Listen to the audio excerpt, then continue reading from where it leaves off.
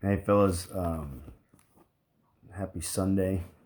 This is last Sunday of spring break, and a lot going through my mind right now. We made the venture back from Wichita last night, and yeah, I hope you guys were watching that national tournament. I know it didn't turn out the way we had hoped, um, going forward, or as we thought about what that national tournament could look like for Luke and for the Raiders. It certainly did not turn out the way we thought it would. And there's a couple ways that you can look at something like that. And initially, it's easy to look at when it goes the way it did. It's easy to beat yourself up. Okay, and some of your seasons didn't end the way that you wanted to. Uh, well, most of your seasons didn't end the way you wanted it to. So what do I do with that stuff, right? So I'm going to kind of talk a little bit about that, and I'm going to talk about moving forward.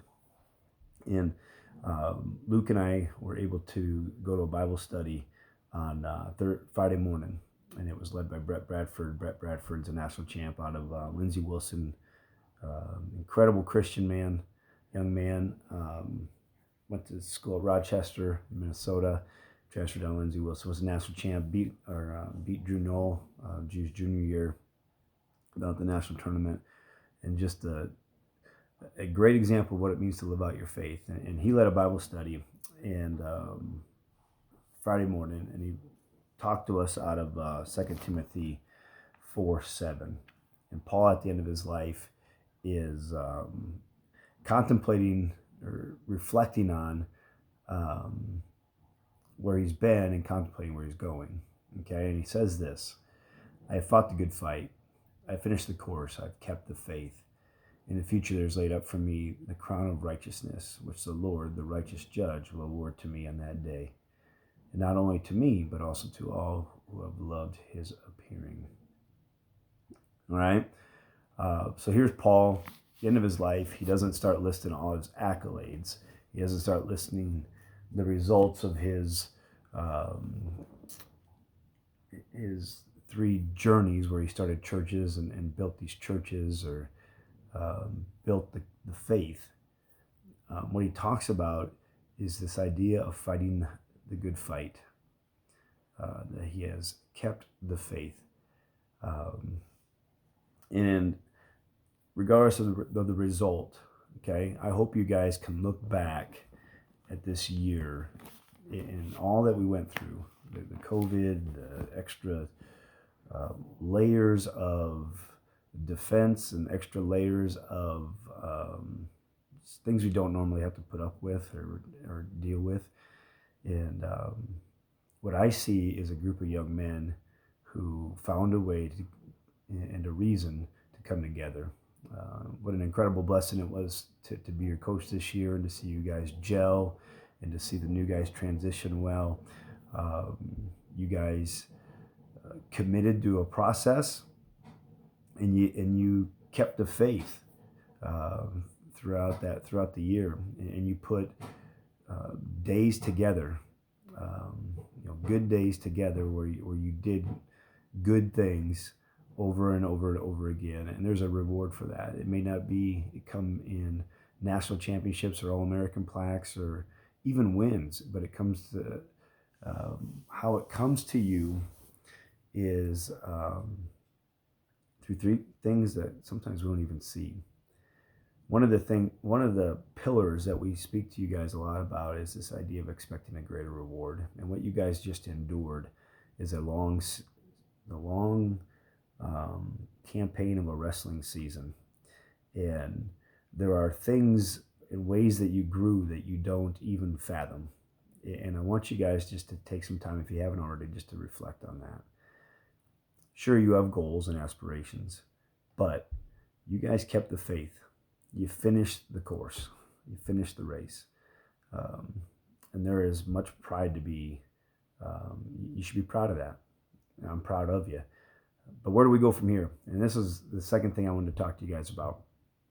I wanted you guys, if you didn't pay attention, shame on you. This is your sport. This is the thing that you've committed to. You should have followed along. But history was made last night. in a number of different ways. Number one, Grandview got beat. Goliath was struck down, and it wasn't just a life thing. It was a whole tournament thing. It's like the fear of Grandview, that intimidation, it wavered at first, and then it just disappeared. And yeah, it was impressive. It was impressive in life.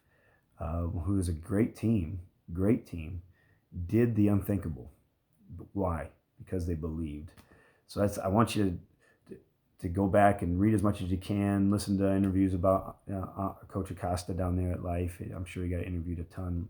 But the second thing I want you to look at is go back and look at the brackets for 149 and 165. 149 and 165. And what you see is you see two guys from the same school, Southeastern Florida, who believed that they could win one match at a time.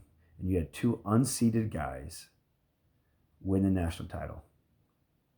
All right? Two guys that didn't have an impressive season. I mean, just no different than some of your guys' seasons. You think of Trey had a lot of wins, Jake had a lot of the wins, Brecken had a lot of wins, Eddie had a lot of wins. So you had a lot of guys that had a lot of wins. And these fellas didn't have a lot of impressive victories, but when you look back at their track wrestling profile, they battled hard and they fought hard. And then when they got down there, they weren't seeded, and yet they proceeded to knock off seed after seed after seed after seed. And I want you to ask yourself, one, how were they able to do that? And two, why can't you? All right, why can't I do that? Why can't I do that? Because that's going to be my focus going forward as we look at next year. It is we worship a God of possibilities. We worship a God of hope. We worship a God who takes average men and does great things with them. And I want you guys to start believing that could be you. All right, and then I want you to start living your life that in a way that could be you. And I want you to start to believe and to think that could be you. And then I want you to see what happens. Okay? So I'm excited to get you guys back on campus. I'm proud of you guys. We're going to get after it this week. Make sure you read the email. With the exception of Luke, he deserves a week off, at least a week, maybe two. But we'll start lifting on Tuesday at 3:30. So look forward to seeing you guys tomorrow and this week. All right? I'm out. Bye.